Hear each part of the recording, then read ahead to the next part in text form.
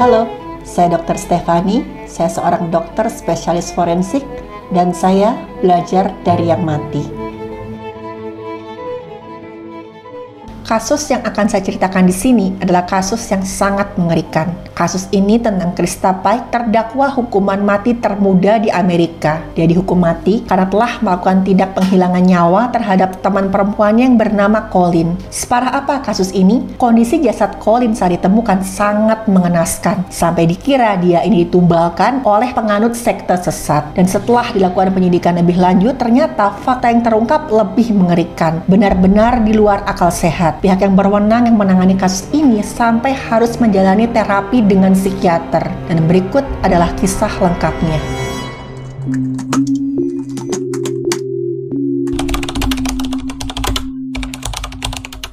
Sekilas lalu, Krista Pike ini kelihatan seperti perempuan baik-baik. Bahkan dia tuh juga punya wajah yang sangat cantik. Kata orang tuh seperti malaikat. Tapi ada juga yang bilang wajahnya Krista itu seperti boneka porselen. Kulitnya halus, rambutnya juga keriting warna kecoklatan, matanya indah. Pokoknya siapapun yang lihat Krista tuh pasti bilang dia cantik sekali. Orang juga mengira kalau Krista Pike ini itu orang yang sangat baik. Karena saat itu dia tergabung di satu program pelatihan untuk keperawatan di University of Tennessee. Waktu ditanya, kok kamu mau sih Krista ikut pelatihan ini? Krista tuh selalu senyum. Dia bilang, iya, karena aku itu mau mengikuti jejak ibuku. Ibuku tuh perawat dan aku sangat sayang sama ibuku. Itu yang selalu dikatakan Krista sampai orang-orang akhirnya yakin kalau Krista ini nggak cuma punya wajah seperti malaikat, tapi juga hatinya seperti malaikat. Waktu melakukan pelatihan ini selama masa pendidikan, Krista ini pacaran dengan seorang laki-laki bernama Daryl atau yang disebut dengan Daryl. Biasa dipanggilnya Daryl. Si Daryl ini sebenarnya agak-agak red flag ya ke orang lihat dia ini. Karena si Daryl ini punya ketertarikan bahkan sampai obsesi dengan hal-hal yang berhubungan dengan aliran sesat atau bahkan yang mengarah ke satanisme. Waktu itu ya si Daryl ini sering kemana-mana, dia membawa buku yang dia klaim sebagai ini nih yang namanya kitab suci satanisme. Inilah pegangan hidupku, begitu kata si Daryl. Orang-orang sempat heran juga, kok bisa ya cewek sebaik Krista, secantik Krista mau sama laki-laki yang mengerikan seperti Daryl ini. Seiring berjalannya pelatihan, orang mulai ngelihat kok ternyata Krista ini nggak sebaik yang dipikirkan orang-orang. Karena saat itu Krista punya seorang rival, seorang saingan, perempuan bernama Colin. Dan Colin ini dikenal oleh teman-temannya itu sebagai sosok yang pemalu, baik hati. Tapi Colin ini juga yang nggak segan-segan ngebantu temannya. Sebenarnya nggak ada alasan kenapa si Krista ini sampai segitu bencinya sama Colin. Waktu ditanya, Krista tuh cuma ngomong, aku tuh nggak tahu kenapa ya, tapi setiap kali aku melihat Colin, bawaannya tuh marah terus. Aku bawaannya kesel. Aku yakin kok Colin tuh sebenarnya tuh nggak sebaik yang orang-orang pikir. Sok-sok alim dia tuh anaknya. Lihatin aja ya, aku bakal menindas dia sampai dia keluar dari program pelatihan ini. Begitu katanya si Krista. Sepanjang pelatihan itu, Krista tuh selalu menunjukkan sifat permusuhan sampai dia curiga kalau Colin itu mau merebut pacarnya si Krista, si Daryl tadi. Dan Krista ini sering banget melakukan perundungan verbal ke si Colin. Dan hal ini juga diketahui oleh ibunya Colin. Tapi saat itu ibunya Colin masih menganggap itu ya wajar lah. Namanya ya pelatihan, pertemanan pasti ada persaingan. Ya lagi pula yang namanya tindakan si Krista itu baru sebatas perundungan verbal aja. Si Colin tuh beberapa kali curhat ke ibunya. Dia bilang, Bu, ada satu anak perempuan, dia jahat banget sama aku. Aku tuh kadang-kadang sampai nggak tahan, mulutnya tuh jahat sekali. Setiap kali ketemu sama aku dikata-katain, dibentak-bentak tanpa alasan yang jelas. Tapi lagi-lagi si ibunya si Colin ini bilang, kamu yang sabar aja. Namanya juga pertemanan kayak gitu-gitu biasa. Kamu kan mau jadi perawat tadi kan? Tunjukkan kok kamu kuat.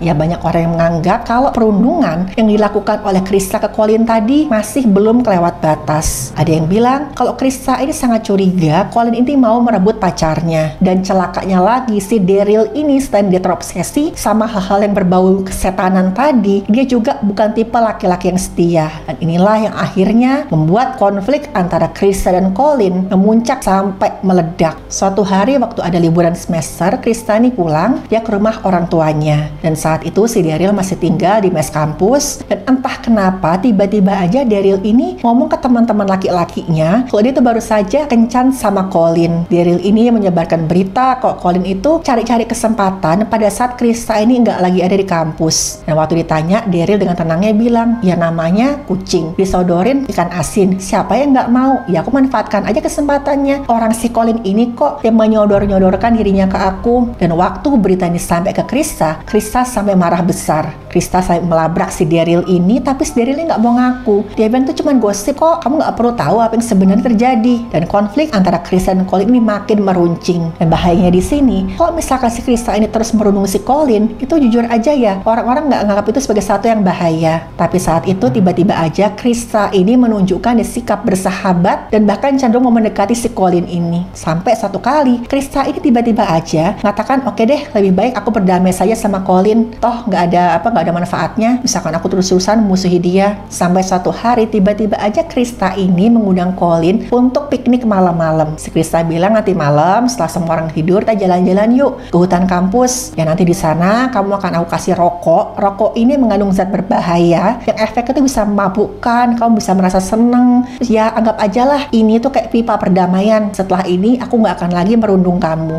Si Colin ini sebenarnya anak baik-baik. Gara-gara itu dia sempat ragu-ragu. Ajakannya Krista ini kan ya bisa dikatakan melanggar peraturan kampus. Kalau mereka sampai ketahuan, mereka bisa di DO. Tapi Colin mikir, ya udahlah aku ngalah aja. Lebih baik aku tahan-tahanin ya sekarang ini. Toh nanti setelah ini Krista tuh janji dia nggak akan lagi melakukan perundungan ke aku. Ya udah dengan gitu kan di kemudian hari aku bisa menjalani hari-hari aku pelatihan belajar itu dengan lebih tenang. Waktu itu nggak ada satu orang pun yang tahu tentang rencananya Krista. Karena Krista bilang ke Colin, kamu jangan bilang siapa-siapa ya, kalau sampai ketahuan kita di DO nih. Tapi ada yang bilang, gak lama sebelum jasadnya si Colin ditemukan, si Krista ini sempat uring-uringan. Sampai puncaknya tuh dia bilang, hari ini tuh aku lagi mood aku tuh pengen ngejahatin orang sejahat-jahatnya, sampai orang itu tuh gak berdaya, kalau perlu orang itu sampai meninggal dunia. Di sisi lain si Daryl itu juga menunjukkan tanda-tanda yang mencurigakan. Kalau tadi itu kan waktu si Krista ngomong, teman-temannya lagi-lagi nganggap, jangan-jangan Krista lagi PMS kali, lagi bad mood. Nah ini Daryl ngomong ke temannya, aku perlu nyari ini satu tumbal yang bisa tuh aku serahkan ke sosok yang aku puja. Karena tadi malam itu aku dapat bisikan kalau sosok yang selama ini aku puja minta ada satu tumbal manusia. Tapi lagi-lagi teman-teman cowok Daryl ini menganggap Daryl tuh cuma ngomong asal-asalan, cuma halu, cuma ya ngomong-ngomong sekedar ngomong aja lah. Sampai suatu pagi sekitar jam 8 ada seorang petugas kampus yang menemukan jasad seorang perempuan di hutan kampus. Awalnya petugas kampus itu mengira kalau itu ya kayak jasad hewan yang entah dimangsa atau gimana, karena saat itu keadaannya sangat mengenaskan. Dia bilang saat itu keadaan udah termutilasi, udah penuh darah, penuh luka sampai gak jelas. Dan satu-satunya petunjuk yang ngasih tahu kok itu memang jasad manusia itu pinggang ke bawah dari si korban ini yang masih pakai celana jeans dan masih pakai sepatu. Saat itu pihak kampus ini kemudian langsung memanggil pihak yang berwenang. Waktu pihak yang berwenang datang, beberapa di antara mereka waktu melihat kondisi jasadnya sampai muntah-muntah. Karena kesaksian pihak yang berwenang berkata, kondisi korban pada saat ditemukan nyaris nggak berbentuk. Waktu saya datang, saya lihat itu, saya kira tuh saya ini ngeliat wajahnya korban. Tapi saat itu saking hancurnya bagian wajah sampai lehernya tuh, saya nggak yakin ini beneran wajah nggak ya. Kan udah penuh luka, nggak bisa ketahuan mana mata, mana hidung. Dan bahkan tuh salah satu bola matanya tuh ada yang sampai gantung keluar seperti itu. Tapi ada satu petunjuk yang kemudian dipakai oleh pihak yang berwenang. Saat itu kondisi korbannya ini dari pinggang ke atas itu nggak pakai pakaian, dan di bagian dada itu ada sayatan, entah pakai benda tajam apa. Sayatan itu berbentuk bintang pentagram. Dan berkat kesigapan dari pihak yang berwenang, mereka berhasil menahan Daryl, Krista, dan teman mereka yang bernama Donna dalam waktu kurang dari 2 hari. Dan saat itu mereka bertiga dibawa ke kantor pihak yang berwenang untuk dimintai keterangan, dan jasad Colin dibawa ke rumah sakit untuk dilakukan pemeriksaan oleh dokter spesialis forensik.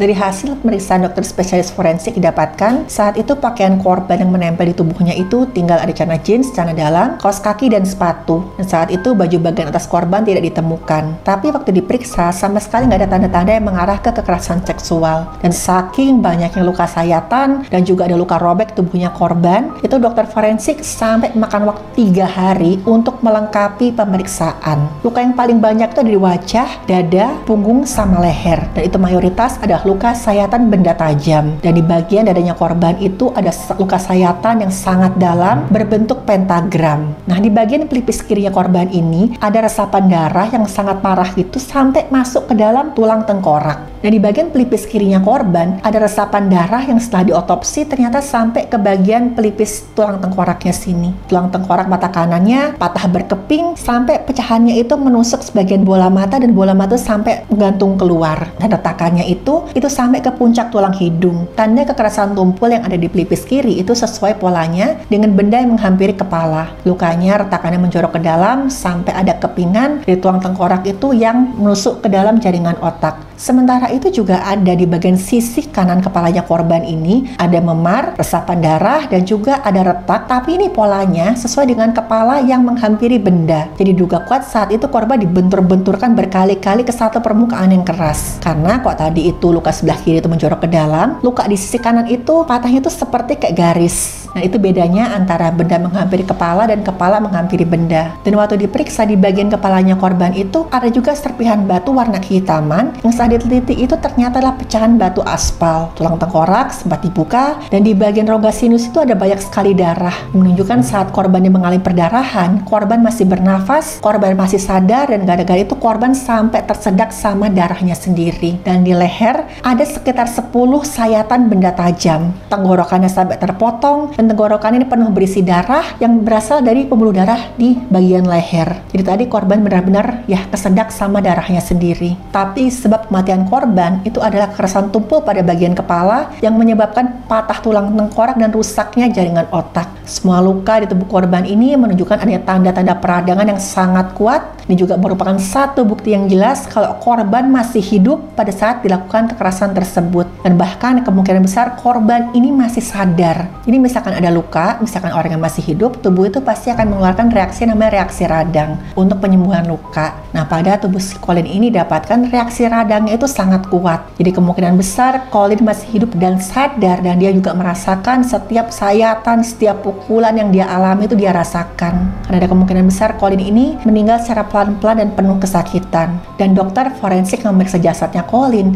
dia bilang, baru sekali ini ya, setelah saya meriksa korban, bertahun-tahun saya jadi dokter forensik, saya perlu bantuan psikiater. Karena saya nggak bisa bayangkan kesakitan dan ketakutan dialami oleh korban sebelum korban meninggal. Waktu jasadnya korban ini direkonstruksi, ternyata ada salah satu pecahan tulang tengkorak itu yang hilang. Dan pecahan tulang tengkorak itu ditemukan di saku jaketnya Krista. Awalnya Krista bilang, oh memang waktu saya melakukan pembunuhan itu, saya ambil satu kepingan itu dan saya sembunyiin. Karena itu adalah bagian dari ritual penumbalan. Tubuh tumbal ini itu nggak boleh dibiarkan utuh, supaya nanti jiwanya bisa terus-terusan ada di situ. Kan jiwanya harus dikunci sebelum nanti kami lakukan penumbalan ke sosok yang dipuja oleh Daryl. Tapi setelah dilakukan penyidikan lebih lanjut, fakta yang lebih mengerikan pun terungkap.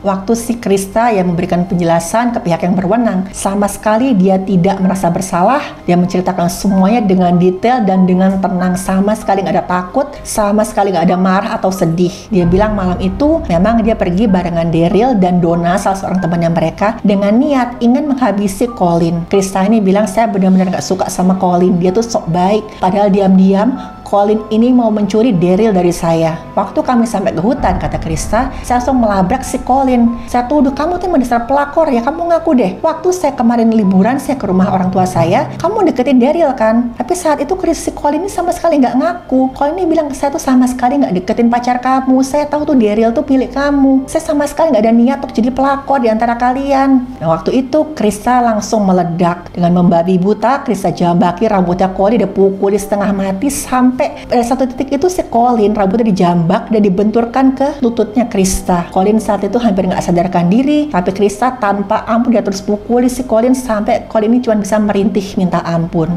Dan selama kejadian, Daryl itu sama sekali nggak mencegah, dia sama sekali nggak mencoba untuk melerai Krista sama Colin. Sedangkan Donna itu disuruh sama Daryl untuk ngecek keadaan sekitar. Misalkan ada apa-apa, ada orang datang, Donna harus ngasih tahu supaya nanti mereka langsung kabur. Dan saat dipukuli ini, Colin cuma bisa minta ampun. Pada satu titik waktu Krista sudah kelelahan, dia mulai capek mukulin Colin, si Colin ini berusaha kabur. Dikejarlah Colin ini sama Krista, dan dengan bantuan dari si Daryl tadi, mereka membanting badannya Colin itu ke tanah. Dan saat itu Krista mengeluarkan ada box cutter yang bisa kita pakai untuk ya motongin box itu.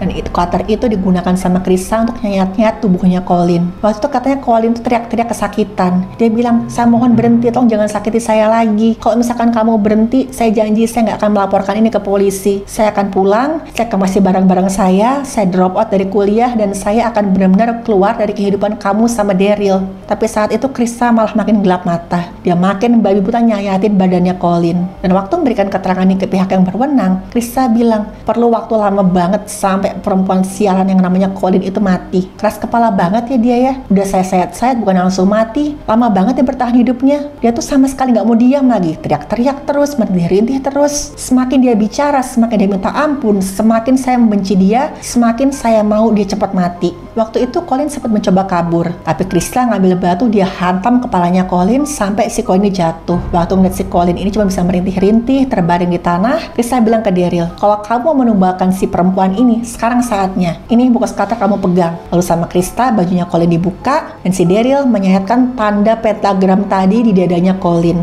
Dan setelah Daryl tadi menggoreskan ya tanda pentagram di dadanya Colin, si Krista ngeliat kok darah deket situ tuh kan ada jalan setapak yang terbuat dari aspal. Salah satu aspalnya tuh ada yang cuil, dia ambillah serpihan aspal itu, dia hantamkan kepalanya Colin sampai akhirnya Colin benar-benar sekarat. Dan kemudian setelah itu Krista, Daryl sama temannya mereka Donna, mereka tinggalkan Colin yang dalam keadaan sekarat tadi di hutan begitu saja. Dan waktu mendengar ini pihak yang berwenang benar-benar shock. Mereka nggak nyangka kok ada orang yang begitu teganya, dan orang ini tuh ya bukan orang yang kelihatan aneh gitu. Ini perempuan, wajahnya cantik, manis, suaranya kalem, tapi dia menceritakan itu semua dengan tenang. Dan keesokan paginya, tiba-tiba ada salah seorang temannya Krista itu ngelihat Krista ini kok aneh ya. Kemarin tuh kan mukanya kan cemberut, katanya tuh pengen jahat sama orang, terus juga kelihatannya tuh nggak enak banget. Tapi sekarang itu Krista kelihatan bahagia, gembira, dan bahkan dia sampai nyanyi-nyanyi. Dan si Krista tuh ngomong tanpa rasa bersalah. Krista ngomong ke temannya, tahu nggak, tadi malam akhirnya saya bisa menghabisi Colin, si perempuan sialan itu.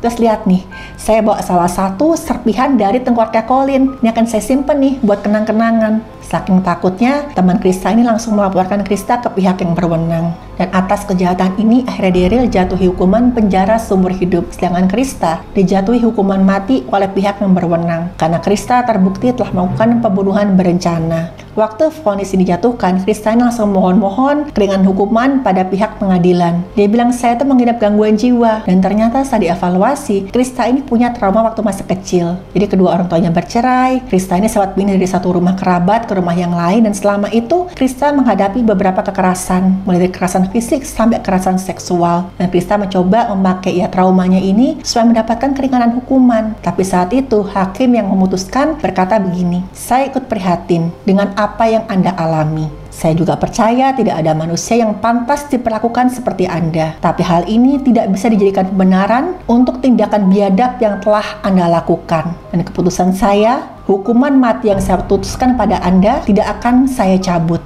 Kita tidak pernah bisa menilai seseorang cuma dari penampilan luarnya. Seseorang yang punya wajah cantik bagai malaikat bisa saja menyimpan hati yang mengerikan seperti iblis. Dan jujur, saya tidak tahu harus berkomentar apa karena waktu saya baca laporan otopsi korban, saya benar-benar nggak bisa membayangkan kesakitan dan ketakutan yang dialami oleh korban. Saat ini saya cuma bisa berdoa semoga korban diberikan ketenangan dan keadilan seadil-adilnya. Dan semoga keluarga korban bisa pulih dari trauma yang mereka alami.